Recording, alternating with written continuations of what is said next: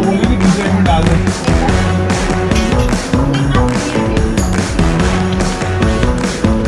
हाँ, ये चला कौन से ब्रांड में करवाना है? वर्धन और वर्धन को उधर से लाइन निकालेंगे फिर मैं फॉर्म के साथ में दे दूंगा कि ये नंबर के साथ है तो बता कौन बोले गायत्री कौन खाते में कहा होगी 2 नंबर में सारे उनसे बोलो क्या बता पैन कार्ड जुड़वाना पड़ेगा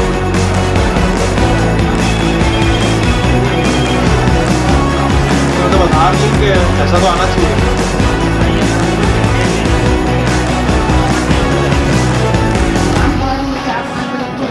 4 बजे बैंक बंद हो जाएगा हाँ 4 बजे के पहले होगा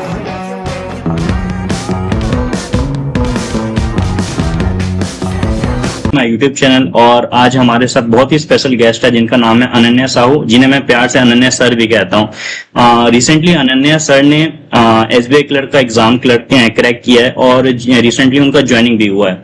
सो हम लोग उनसे उनका जर्नी जानेंगे from BTech mechanical engineering to SBI clerk. So Ananya sir please give me brief introduction about yourself. अच्छा तो हाय अमन बाकी तो ठीक चल रहा है अभी ब्रीफ इंट्रोडक्शन। सो मैंने अपना बीटेक मैकेनिकल इंजीनियरिंग में किया बीआईटी दुर्ग से ही। उसके बाद इनिशियली मेरा प्लान तो था कि एमबीए करने का हायर स्टडीज के लिए जाने का। तो मैंने कैट वगैरह एग्जाम दिए, एक बार दिया नहीं हुआ, 2 बार दिया नहीं हुआ, लेकिन फिर उसके बाद मैं कैट के प्रिपरेशन के साथ साथ मैंने एसबीआई की भी प्रेप करी और मैंने एसबीआई का भी एग्जाम दिया। तो मेरा एमबीए में जिस कॉलेज में जाना था वो तो नहीं हो पाया, लेकिन मेरा एसबीआई में हो गया। तो मैं यहाँ पे अभी एसबीआई में ज्वाइन करके यहाँ पे अभी कंटिन्यू कर रहा हूँ। ओके सो बेसिकली सर मेरा नेक्स्ट क्वेश्चन है, आपका एसबीआई क्लर्क का जर्नी स्टार्ट कब से हुआ था? जैसे कि पहले आपने बताया कि कैट का एग्जाम आप दे रहे थे, 2 बार दिए फिर नहीं हुआ, उसके बाद आपने देखा कि एसबीआई, तो मतलब आपका जर्नी स्टार्ट कब से हुआ था, आप कब से स्टार्ट किए थे? तो मैं तो बेसिकली जब 4th ईयर में था तब मैंने डिसाइड किया कि मैं कैट के लिए आगे जाऊंगा एमबीए के लिए। लेकिन वही अटेम्प्ट्स मेरे निकल जा रहे थे लेकिन हो नहीं रहा था। तो फिर कैट में मेरा ऑलरेडी थोड़ा सा एप्टीट्यूड और रीजनिंग ये सब स्ट्रांग हो गया था बेसिक। तो मैंने बैंक स्पेसिफिक क्वेश्चंस प्रैक्टिस किए। 2 अटेम्प्ट हो जाने के बाद ही मैंने बैंक के एग्जाम को टारगेट किया क्योंकि गैप ईयर हो जा रहा था तो मेरे को वर्क एक्स चाहिए था। तो मैंने बैंक स्पेसिफिक क्वेश्चंस वगैरह प्रैक्टिस किए, मॉक टेस्ट वगैरह दिए और फिर एसबीआई क्लर्क पे मैंने दिया। तो पहले प्रीलिम्स हुआ फिर मेंस हुआ तो दोनों कन्वर्ट हो गया एंड देन सीधा पोस्टिंग मिल जाती है उसके बाद। ओके सो सर जैसे कि आपने स्टार्ट किया था, जैसे कि 2 अटेम्प्ट का कैट देने के बाद, तो मतलब आपके स्टार्टिंग से लेकर और आपके ज्वाइनिंग तक मतलब ये कितना मंथ का ये जर्नी रहा आपका? पहले तो प्रीलिम्स हुआ, फिर आई गेस 2-3 महीने में मेंस भी हो जाता है। फिर मेंस का रिजल्ट आता है 2-3 महीने में, तो ये 6 महीने का विंडो हो गया। एक बार रिजल्ट आता है उसके विद इन 1-1.5 महीने में ज्वाइनिंग हो जाता है। तो मेंस से ज्वाइनिंग तक के बीच मेरे ख्याल से 6 से 9 महीने के बीच में हो जाता है पूरा प्रोसेस। ये सबसे बेस्ट पार्ट है सर जो मतलब बैंकिंग का, कि कोई भी एस्पिरेंट मतलब 6 टू मतलब 1 साल के अंदर हो जाता है उसका। हाँ हो जाता है, एग्जाम दो 6 महीने में नौकरी। Yes sir. सो सर आपका जो प्रिपरेशन था, तो आप जैसे कि आपने सेल्फ स्टडी किया था या फिर आपने मतलब इसके लिए कोचिंग कहीं से लिया था, ऑफलाइन हो या नहीं फिर मैंने ऑनलाइन? नहीं मैंने ऑफलाइन कोचिंग नहीं लिया था। मैंने मेजरली सेल्फ स्टडी की थी यूट्यूब से। अड्डा 24/7 वाले यूट्यूब चैनल में मैंने ओके काफी सारे क्वेश्चंस प्रैक्टिस किए। उसमें मैंने टॉपिक वाइज करने के बजाय उसमें सेक्शनल टाइप का वीडियो रहता है, मतलब 40 मिनट में एक पूरा सेक्शनल का क्वेश्चंस रहेंगे। तो मैं उसको पॉज कर करके करता था क्योंकि उसमें काफी वैरायटी कवर हो जाती थी क्वेश्चंस की और सारे सेक्शंस में हर दिन प्रैक्टिस कर पाता था। ओके सो बेसिकली आपका जो स्टडी रूटीन जो रहता था वो क्या रहता था? फॉर एग्जांपल जैसे कि मैंने देखा है काफी आप फिजिकल एक्टिविटीज और मतलब आउटडोर में भी काफी एक्टिव रहते हो, तो आपका मतलब रूटीन क्या रहता था? जैसे कि आप मॉर्निंग आप जितने उठ रहे हो फिर आप स्लीप जा रहे हो, क्या मतलब बेसिकली रूटीन रहता था आपका? हाँ तो वही मैं अपना एक्स्ट्रा करिकुलर और स्टडीज थोड़ा सा बैलेंस रखता था। तो सुबह उठ के बेसिकली मैं थोड़ा जिम कर लेता था या रनिंग कर लेता था उसके बाद मैं अपना मैंने एक चीज नोटिस की कि सबका स्टडी पैटर्न अलग होता है। जैसे मैं सुबह सुबह मैं इंग्लिश या फिर रीडिंग वाली चीज करता था, तो सुबह मेरे से अच्छी होती थी। ट्रू। और फिर दोपहर में मैं अपना रीजनिंग वगैरह कर लेता था और रात को मैं मैथ्स करता था। तो ओके। ये मैं थ्रू आउट द जर्नी मैंने नोटिस की कि ये पैटर्न मेरे को ज्यादा सूट कर रहा था। तो मैं 9 से 12 बजे के बीच अपने 1 या 2 घंटे का एक स्लॉट रखता था, उसमें मैं अपना इंग्लिश कर लेता था। फिर दोपहर वाले स्लॉट में मैं अपना रीजनिंग कर लेता था। सर दोपहर का और स्लॉट क्या रहता था बेसिकली, मतलब टाइमिंग क्या रहता था दोपहर के स्लॉट का? टाइमिंग देखा जाए तो 2 से 4 के बीच में।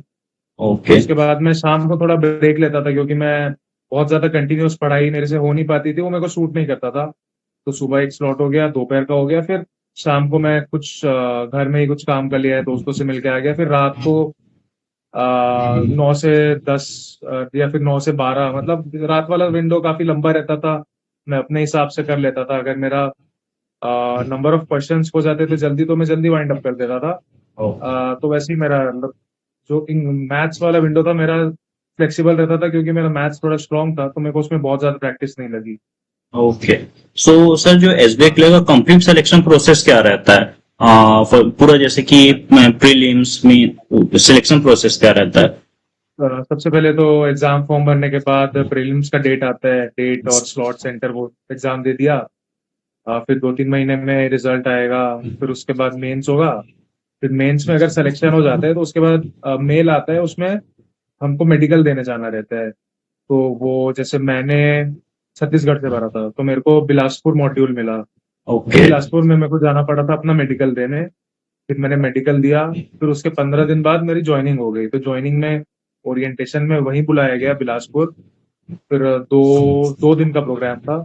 पहले दिन इंडक्शन ट्रेनिंग हुआ, दूसरे दिन जो मेन ऑफिस रहता है वहां पे बुला के सबको पोस्टिंग दिया गया। और फिर अगले दिन बोले कि सुबह पहुंच जाना है अपने अपने ब्रांचेस में। ओके। तो मेजरली काफी सारे लोग को रूरल ब्रांचेस मिली थी, जैसे मेरी भी थोड़ी सी रूरल ब्रांच है। तो टाइम दिया जाता है कि मतलब ऐसे फिक्स टाइम पे नहीं पहुंचना है, अगले दिन कभी भी आप जाके रिपोर्ट कर सकते ज्वाइनिंग कर सकते हो। हाँ सर, तो जो आपका जो मेडिकल हुआ था बेसिकली मोटा मोटी मेडिकल में क्या क्या होता है, जैसे क्या क्या टेस्ट होते हैं जो आपको याद होगा? हो। हाँ, तो मेडिकल में सबसे पहले तो हमको हेड ऑफिस जाना रहता है। वहां से उन लोग खुद से रिकमेंड करते हैं कि 2-3 हॉस्पिटल वहां पे आप जाके करवा सकते हो। तो वहां पे एक्सरे होता है, और यूरिन टेस्ट होता है, अल्ट्रासाउंड होता है, और ब्लड टेस्ट होता है। अच्छा। और यही सब बेसिक टेस्ट होते हैं। ये देखा जाता है कि जो कैंडिडेट है उसका हेल्थ ओवरऑल ठीक है कि नहीं है, बस बेसिक चेकअप होता है। सर जैसे कि आपने प्रीलिम्स दिया उसके बाद मेंस दिया, तो मतलब आपको उसमें कितना डिफरेंस लगा, जैसे कि एग्जाम टफनेस हो गया या फिर मतलब क्या डिफरेंस था? जैसे आप प्रीलिम्स दिया उसके मेंस दिए, क्योंकि 2-3 महीने का गैप भी हो जाता है, तो क्या डिफरेंस लगा आपको? सबसे पहले तो प्रीलिम्स होता है। तो प्रीलिम्स का थोड़ा सा लेवल ऑफ डिफिकल्टी कम रहती है। तो उसमें अगर आप रेगुलर प्रैक्टिस कर रहे हो, सारे क्वेश्चंस हर दिन सारे सारे सेक्शंस के क्वेश्चन सॉल्व कर रहे हो कंसिस्टेंटली, तो उसमें काफी हाई चांस रहता है कि कट ऑफ क्लियर हो जाएगा। फर्स्ट में हमको सिर्फ कट ऑफ क्लियर करना रहता है। फिर मेंस वाले में एसबीआई में जीके का जो और जनरल अवेयरनेस वाला प्रीलिम्स में नहीं था, सीधा मेंस में आया था। तो उसके लिए फिर एक्स्ट्रा पढ़ाई करनी पड़ी थी। और मेंस का कंपैरेटिवली लेवल ऑफ डिफिकल्टी ज्यादा रहती है। उसमें टाइम भी थोड़ा सा कम मिलता है, कम टाइम में ज्यादा क्वेश्चंस करने रहते हैं। और जीके के लिए काफी सारा स्टैटिक पढ़ना पड़ता है, काफी सारा करंट अफेयर्स पढ़ना रहता है। तो लेवल ऑफ डिफिकल्टी दोनों में अलग रहती है, और जीके एक एक्स्ट्रा ऐड हो जाता है। ओके। तो सर जैसे कि मोस्टली 3 सब्जेक्ट्स होते हैं, मैथ्स, रीजनिंग और इंग्लिश, तो उसमें आपको सबसे ज्यादा टफ कौन सा लगता था? मैथ्स हो गया, रीजनिंग हो गया, इंग्लिश हो गया? अच्छा, मेरे को बैंकिंग वाले में मेरे को रीजनिंग थोड़ा सा टफ लगता था, क्योंकि उसमें रीजनिंग में क्या होता है कि सेट्स आते हैं, एक सेट में 4 या 5 क्वेश्चन रहते हैं, ऐसे 3-4 सेट आते हैं। 3-4 और सब। काफी सारे सिंगल सिंगल क्वेश्चन रहते हैं। तो कभी कभी मैं अगर गलत सेट चूज कर लेता था, तो उसमें मेरे को टाइम काफी लग जाता था बनाने में। तो मैं एक सेट में ज्यादा टाइम दे देता था, तो मैं बाकी क्वेश्चंस कम अटेम्प्ट कर पाता था। बाकी बाकी इंग्लिश तो ऐसा रहता है कि क्वेश्चंस अगर बन रहा है तो अटेम्प्ट करना है, और नहीं बनेगा तो छोड़ देना है। उसमें इन बिटवीन वाला कुछ ऑप्शन नहीं रहता है। और तीनों में मेरा मैथ्स सबसे ज्यादा स्ट्रांग था, तो मेरे को उसमें उतनी मेहनत नहीं करनी पड़ी। ओके। तो मतलब रीजनिंग आपको सबसे ज्यादा टफ लगा? तो आपके मतलब प्रिपरेशन के लिए आपने कौन सी स्ट्रेटेजी, स्पेशल स्ट्रेटेजी आपने फॉलो किया था? अच्छा, मैंने बताया कि मेरा प्रिपरेशन पहले कैट के अराउंड फोकस था। ओ, तो मेरा बेसिक अरिथमेटिक, बेसिक इंग्लिश और बेसिक रीजनिंग और एप्टीट्यूड सब बेसिक कवर्ड थे। मेरे को सिर्फ मेन प्रैक्टिस करना था कि बैंक स्पेसिफिक क्वेश्चंस, क्योंकि बैंक में कैलकुलेटिव क्वेश्चन ज्यादा आते हैं और इंग्लिश में ग्रामर और वोकैबुलरी काफी इंपॉर्टेंट है। तो वही मैं जैसे बताया, अड्डा 24/7 में सेक्शनल वीडियोस देखता था। उसमें काफी सारे टीचर्स हैं, तो जो टीचर जिसको सूट करेगा उस हिसाब से एक मैं ये बोलूंगा कि एक ही टीचर के वीडियोस देखना, ना ही मैथ्स में अगर एक कोई सा फैकल्टी पसंद आ गया तो सिर्फ उसी के वीडियोस देखो। दो तीन के वीडियोस देख के वो स्ट्रैटेजी मिक्सअप हो जाता है, तो एग्जाम टाइम में प्रॉब्लम देता है। तो मैंने तो ऐसे ही किया था कि बैंक स्पेसिफिक क्वेश्चंस हर दिन एक सेक्शन मिनिमम सॉल्व करने की कोशिश करता था, ताकि सारे वैरायटी ऑफ क्वेश्चंस कवर हो जाए। प्रीवियस ईयर क्वेश्चंस भी अच्छा सोर्स है, क्योंकि उसमें भी प्रीवियस ईयर के क्वेश्चंस रहते हैं, तो उससे एक अपने को आइडिया हो जाता है कि किस टाइप का पेपर आता है। और है तो उसको मतलब कैसे स्टार्ट करना चाहिए? जो सोच रहा है कि एसबीआई या फिर बैंकिंग एग्जाम टारगेट करना है, तो उसे क्या कैसे स्टार्ट करना चाहिए? तो सबसे पहले अगर किसी को एसबीआई, जैसे मैं एसबीआई क्लर्क एग्जाम निकाला, तो कोई अगर एसबीआई क्लर्क एग्जाम टारगेट कर रहा है, तो सबसे पहला टारगेट ये होना चाहिए कि मैथ्स में सारे अरिथमेटिक, अलजेब्रा, प्रोबेबिलिटी और ज्योमेट्री, ये सारे के बेसिक्स कवर हो। और उसके बाद इंग्लिश में भी रीडिंग रीडिंग सबसे इंपॉर्टेंट है। इंग्लिश में कोई सा भी एग्जाम, तो इंग्लिश में रीडिंग इंपॉर्टेंट है। डेली न्यूज़पेपर्स पढ़ो, न्यूज़पेपर में फ्रंट पेज पढ़ना चाहिए और एडिटोरियल पेज पढ़ना चाहिए। ये दो पेज मैं बोलूंगा कि बहुत इंपॉर्टेंट है। इंग्लिश के लिए रीडिंग बहुत इंपॉर्टेंट है, बैंक वाले इंग्लिश के लिए। और मैथ्स के लिए सारे बेसिक्स कवर करना सबसे ज्यादा इंपॉर्टेंट है। और रीजनिंग के लिए मैं बोलूंगा कि रीजनिंग के लिए सेक्शनल्स दे दे के ही वो बिल्ड करना चाहिए, क्योंकि सेक्शनल में सारा वैरायटी कवर हो जाता है और उसमें से अपने को ये भी पता चल जाता है कि किस टाइप का क्वेश्चन है जो हमसे नहीं बन रहा है। तो जो हमारा प्लस पॉइंट्स है उसमें तो हमको प्रैक्टिस करनी ही है, लेकिन सारे वैरायटी कवर कर लेने के बाद हमको पता चल जाता है कि मेरा अरिथमेटिक अच्छा है लेकिन मेरा एलजेब्रा वीक है, तो मैं एलजेब्रा में ज्यादा फोकस कर सकता हूँ। और एक बार जब सारे बेसिक्स कवर हो जाते हैं, उसके बाद मॉक टेस्ट देना चालू करना चाहिए। कई लोग क्या करते हैं कि शुरुआत से ही मॉक टेस्ट देना चालू करते हैं, तो कॉन्फिडेंस लो हो जाता है। प्रिपरेशन पूरी नहीं हुई है, पूरा कवर नहीं हुआ है, लेकिन मॉक टेस्ट दे रहे हैं। तो सबसे पहला ये एम होना चाहिए कि सारे बेसिक्स कवर हो सारे टॉपिक्स के। इंग्लिश में डेली रीडिंग करना, एलआरडीए में तो वैरायटी ऑफ क्वेश्चंस बनाना, और मैथ्स में एक एक करके सारे सेक्शंस कवर करना, उसके बाद मॉक टेस्ट देना चालू करना। तो ये काफी अच्छा स्ट्रैटेजी रहता है बैंक एग्जाम्स के लिए। सर जैसे आपने बताया कि मतलब न्यूज़पेपर पढ़ना चाहिए, तो आप जैसे कौन सा न्यूज़पेपर प्रेफर करते थे? मैं तो मेरे को मोस्टली लोग इंडियन एक्सप्रेस और हिंदू में चूज करते हैं। मेरे को पर्सनली इंडियन एक्सप्रेस ज्यादा बेटर लगता था, ओके। क्योंकि उसमें उसमें जिस टाइप के आर्टिकल्स आते थे वो मेरे को ज्यादा वो मेरा पर्सनल प्रेफरेंस है। लोग हिंदू भी पढ़ते हैं, हाँ। तो मैं तो हिंदू और इंडियन एक्सप्रेस, ये दोनों में से जो भी आपको ठीक लगे वो रिकमेंड करूंगा, एडिटोरियल और फ्रंट पेज। सर जैसे कि आपने प्रिपरेशन जो फेस रहता है जिससे हर कोई गुजरता है, तो उससे आप गुजर चुके हो, तो मतलब ऐसा क्या मिस्टेक होता है जिसको अवॉइड करना चाहिए? मतलब जो कर रहा है, जैसे आपने फेस किया होगा, या फिर आप सोचते हो अरे मेरे को वो चीज मिस्टेक नहीं करना चाहिए था, तो ऐसा क्या मतलब आपको लगता है मिस्टेक? सबसे पहले तो हमको शुरुआत से ही एकदम टाइम टेबल नहीं बनाना चाहिए कि ये पढ़ना है इतने बजे। अलग अलग टाइम टेबल और अलग अलग स्ट्रैटेजी ट्राई आउट करनी चाहिए, क्योंकि सबका अलग अलग सब अलग अलग टाइप का पढ़ाई करते हैं। जैसे मैं जिस टाइप से पढ़ता था, मैं सुबह जल्दी उठता था, ट्रू। सुबह एक स्लॉट, दोपहर को एक स्लॉट और शाम को एक स्लॉट, दो घंटे के। तो उतने में मेरा हो जाता था। कई लोग प्रेफर करते हैं कि रात भर पढ़ते हैं और सुबह सोते हैं, तो वो सबका पर्सनल प्रेफरेंस रहता है। ट्रू। तो मैं इसके लिए ये बोलूंगा कि डिफरेंट स्ट्रैटेजीज ट्राई आउट करो, डिफरेंट फैकल्टीज ट्राई आउट करो यूट्यूब में, जो यूट्यूब से करेगा ऑब्वियसली उसके लिए। और उसके बाद एक महीने टाइम दो उसको। एक महीने में अपने आप चीजें पता चलने लग जाती है कि मेरे को किस टाइप का प्रिपरेशन सूट कर रहा है, मेरे को किस टाइप का टाइम टेबल सूट कर रहा है। एक बार वो फिक्स हो गया तो फिर उसको चेंज नहीं करना है। तो मैं तो वैसे ही रिकमेंड करूंगा। सर तो बेसिकली मतलब जो एग्जाम टाइम का जो आपका एक्सपीरियंस कैसा था? जिस दिन आपका एग्जाम था, एग्जाम, प्रीलिम्स था। अच्छा एग्जाम डे के दिन का। हाँ। तो इसके लिए सबसे पहले मैं बोलूंगा कि मॉक टेस्ट देने बहुत मॉक टेस्ट। इंपॉर्टेंट है, क्योंकि जितना ज्यादा मॉक टेस्ट देंगे उतना ज्यादा हम लोग हैबिचुअल हो जाते हैं एग्जाम के लिए।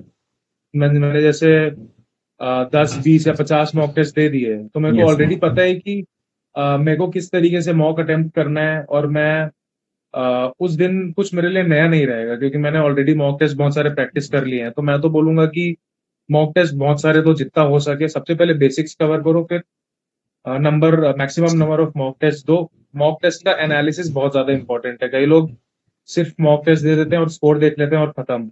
मॉक टेस्ट देके स्कोर देखना है, लेकिन हमको स्कोर से ज्यादा इंपॉर्टेंट है कि गलतियां कहाँ पे हो रही है, हमको अपनी गलतियां सुधारनी है। और मैंने जो आज मॉक टेस्ट दिया और कल जो मैं मॉक टेस्ट दे रहा हूँ, तो वो गलतियां रिपीट नहीं होनी चाहिए। ओके। तो एक बार ये हम लोग इस वाले फ्लो में आ जाते हैं, तो एग्जाम डे में बिल्कुल भी उतना प्रेशर नहीं रहता। और वही एग्जाम डे के पहले 1 2 दिन पहले पढ़ाई बंद कर देनी चाहिए, थोड़ा सा चिल करना चाहिए, रिलैक्स करना चाहिए। वो यस। बहुत इंपॉर्टेंट है। ओके सर, तो मतलब जैसे आपने एक प्री भी दे दिया, मेंस भी दे दिया, अब जो फाइनल जो आपका रिजल्ट आया, तो मतलब कैसा था आपका उस समय फीलिंग कि अब सिलेक्शन हो गया है, finally I am employ in SBI, one of the best bank in India. हाँ, तो उस समय मैं बेसिकली एक इंटर्नशिप में काम कर रहा था।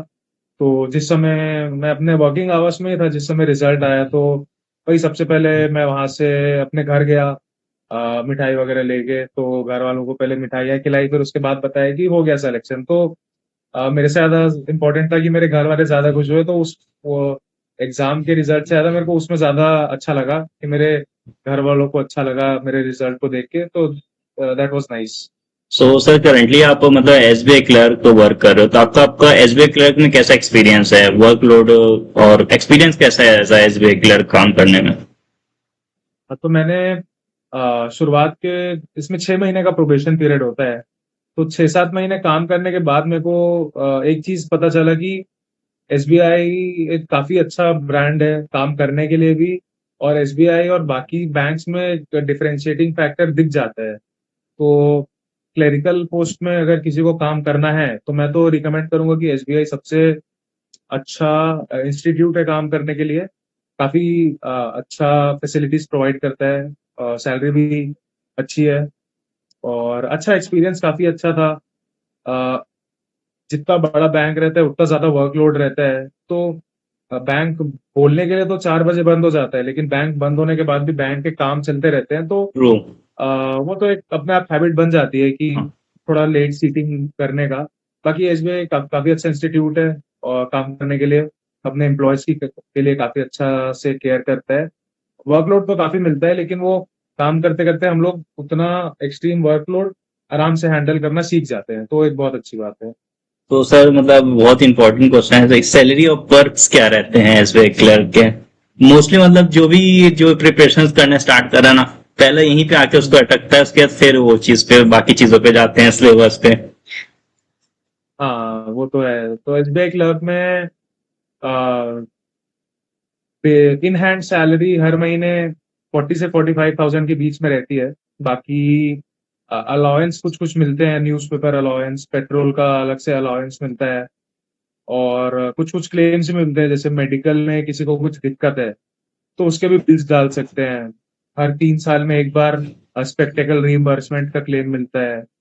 और साल में एक बार वो एनुअल मेडिकल एड का क्लेम मिलता है। तो ऐसे कुछ कुछ क्लेम्स रहते हैं जो मिलते रहते हैं। और जैसे मैं अपने ब्रांच में काम कर रहा हूँ, लेकिन मेरे को वर्किंग आवर्स में ही दूसरे जगह जाना पड़ा बैंक के काम से। तो उसका भी मेरे को ओवर टाइम का एक्स्ट्रा मिलता है। तो ये सब जितना भी नॉर्मल बैंकिंग आवर्स है उसके तो पैसे मिलते हैं, लेकिन कुछ भी एक्स्ट्रा अगर मैं कर रहा हूँ बैंक के तरफ से, तो उसका भी एक्स्ट्रा पैसे सारे मिलते हैं। तो ओके। उस मामले में कभी भी मेरे को प्रॉब्लम नहीं आई है। ओके। सो जैसे कि बात रही सर, जैसे पेट्रोल का रेट धीरे धीरे बढ़ रहा है, तो मतलब मिनिमम लमसम कितना लीटर पेट्रोल का कंसेशन मिल जाता है एसबीआई क्लर्क में? अगर इसमें तो एक चीज वो रहता है कि एक बेसिक रहता है, जो अगर गाड़ी का रजिस्ट्रेशन नंबर रहता है, अगर गाड़ी का रजिस्ट्रेशन नंबर एम्प्लॉय के नाम है, तो उसको 20 लीटर पेट्रोल हर महीने का मिलता है।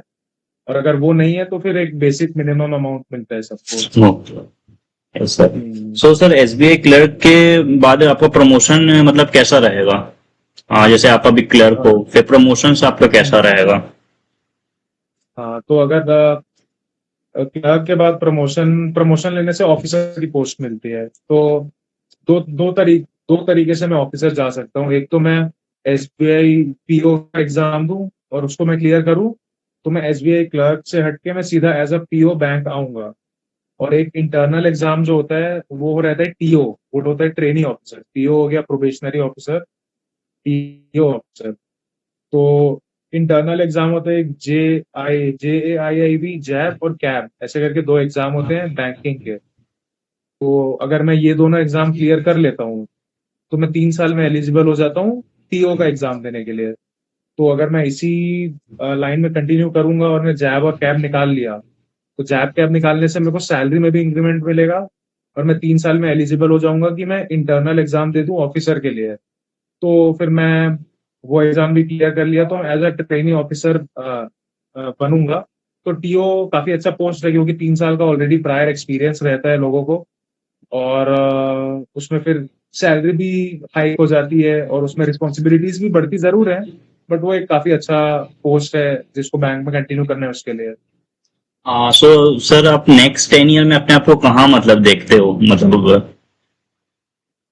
मैं तो नेक्स्ट 10 ईयर में ऑब्वियसली मैं एक मैनेजर के पोस्ट में ही देखता हूँ अपने आप को, क्योंकि एक मैनेजर का पोस्ट हायरार्की में थोड़ा ऊपर होता है। मैं अगर एसबीआई में काम कर रहा हूँ या फिर मैं कोई से दूसरे इंस्टीट्यूट में भी काम कर रहा हूँ, तो मैं पर्सनली एक मैनेजर के पोस्ट में देखता हूँ अपने आप को, क्योंकि अभी तक का मेरा जितना एक्सपीरियंस रहा तो मेरा कम्युनिकेशन स्किल्स काफी डेवलप हुआ है और ट्रू। मैनेजरियल स्किल्स भी डेवलप हुए हैं। तो उसके कारण मेरे को उसी मैनेजर वाले पोस्ट में जाने के लिए ज्यादा मन है।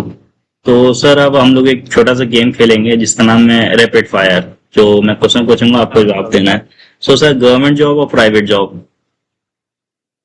गवर्नमेंट जॉब और प्राइवेट जॉब, अगर जॉब सिक्योरिटी चाहिए तो गवर्नमेंट जॉब सबसे अच्छा है, लेकिन अगर एक लैविश लाइफस्टाइल चाहिए और बहुत ज्यादा सैलरी चाहिए तो private job. Okay sir, bank job और एसएससी जॉब? बैंक जॉब और एसएससी, तो बैंक जो होता है वो पीएसयू में आ जाता है, एसएससी का जो जॉब है वो स्टेट गवर्नमेंट में आ जाता है। तो एसएससी जॉब थोड़ा सा ज्यादा बेटर रहता है, उसमें सैलरी भी ज्यादा रहती है, एसएससी जॉब ज्यादा बेटर रहता है कंपैरेटिवली। सर वर्क हार्ड और स्मार्ट वर्क? मैं तो स्मार्ट वर्क में बिलीव करता हूँ हमेशा से, क्योंकि जैसा मेरा प्रिपरेशन स्ट्रैटेजी भी रहा है, तो ट्राइड एंड टेस्टेड स्ट्रैटेजी है। मैंने स्मार्टली स्ट्रैटेजीज ट्राई करी और फिर उससे मेरे को रिजल्ट भी मिला। तो smart work beats hard work. So sir stability और हाई ग्रोथ? पर्सनली मैं तो ये बिलीव करता हूँ कि जब तक 30 का एज नहीं होता तब तक तो सिर्फ और सिर्फ ग्रोथ देखना चाहिए हमको। हम लोग किसी भी स्टेज में हो, एक बार जब वो 30 और 35 का एज हिट करता है उसके बाद स्टेबिलिटी के लिए जाना चाहिए, बट तब तक तो सिर्फ और सिर्फ high growth. So sir last question है, define success in one word? तो define success in one word, मैं बोलूंगा कि सेटिस्फैक्शन, क्योंकि हम लोग इतना हार्ड वर्क कर रहे हैं उसके बाद जो हमको चाहिए वो मिलता है, तो ऑब्वियसली सेटिस्फैक्शन एक बहुत इंपॉर्टेंट फैक्टर रहता है उसके लिए। सर वन मोर थिंग, जैसे कि आप मेरे मतलब सीनियर रहे हैं, हम दोनों सेम कॉलेज में थे। हम लोग ने बास्केटबॉल भी खेला है साथ में। तो मतलब आपने सोचा था हाँ, कि कभी आप क्लर्क निकालोगे और पॉडकास्ट विद अमन वसीम में आने का मौका मिलेगा? मैंने एग्जाम देते समय ये तो जरूर सोचा था कि क्लर्क निकालूंगा, लेकिन ये पॉडकास्ट वाला एक बहुत सरप्राइजिंग अपॉर्चुनिटी था मेरे लिए। और मैं मतलब अप्रिशिएट भी करना चाहूंगा यार, अमन बहुत अच्छे से ऑर्गेनाइज करवाया है ये पॉडकास्ट तुमने। सारे क्वेश्चन यार अच्छे से रेडी किया और अच्छे से ऑर्गेनाइज कराया। और मैंने पहले के वीडियोस भी देखे, काफी अच्छे थे। तो this was very great experience for me. Okay thank you sir for coming. I hope so मतलब जो भी प्रिपरेशन कर रहा है, जैसे हम लोग के भी जूनियर्स होंगे कॉलेज के, जो कर रहे हैं उनके लिए ये वीडियो काफी हेल्पफुल हो। हाँ बिल्कुल, और हेल्पफुल मैं होनी चाहिए। और अगर और भी कुछ प्रॉब्लम आई तो जरूर रीच आउट भी कर सकते हैं, क्योंकि अपने ही कॉलेज के हैं तो कहीं ना कहीं से कॉन्टेक्ट्स मिल ही यस जाएंगे। यस, इंस्टाग्राम हैंडल्स भी डाल दूंगा सर की, जो भी व्यूअर्स है कांटेक्ट हाँ करना चाहें तो बिल्कुल, इंस्टाग्राम में अपनी भी डाल कांटेक्ट देंगे। कर सकते हैं। Okay sir. हाँ तो सर इस वीडियो को यहीं पे खत्म करते हैं। I hope so you enjoy this. Yes, yes. Thank you very much.